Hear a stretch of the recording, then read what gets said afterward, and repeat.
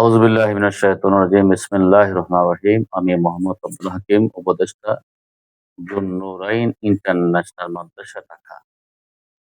অত্র মাদ্রাসা সকল ক্ষেত্রে, আবাসন ক্ষেত্রে, শিক্ষার ক্ষেত্রে, সকল ক্ষেত্রে দক্ষিণ এশিয়ার মধ্যে একটা অন্যতম প্রতিষ্ঠান হিসেবে রূপদান করেছে।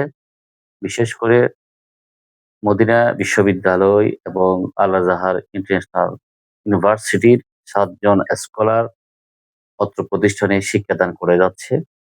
তাদের সেই সুনিপুণ শিক্ষার মাধুর্য এবং ছাত্রদের প্রতি স্নেহশীষ ভালোবাসার মাধ্যমে তাদেরকে মায়ের ভালোবাসা দিয়ে, বাবার আদরের ভালোবাসা দিয়ে তাদেরকে তৈরি করা হচ্ছে। আমি মনে করি দক্ষিণ এশিয়ার মধ্যে একটা অপরূপ দৃশ্যমান একটা প্রতিষ্ঠান হিসেবে বাংলাদেশে অবস্থান তৈরি করছে।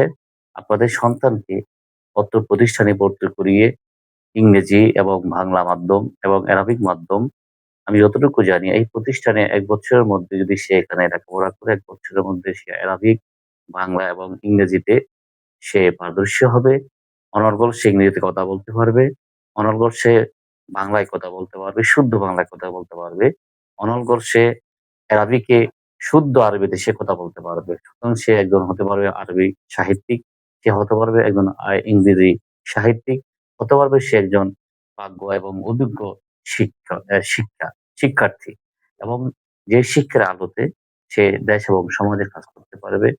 মানুষের অধিকারে, মানুষের পক্ষে, ছাত্রদের পক্ষে, এবং বিশেষ করে সামাজিকভাবে, ধর্মীয়ভাবে সে একটা অবস্থান তৈরি করতে পারবে। দেশ এবং জাতির কল্যাণে অবদান রাখতে পারবে, সে প্রত্যাশা আমি রাখছি।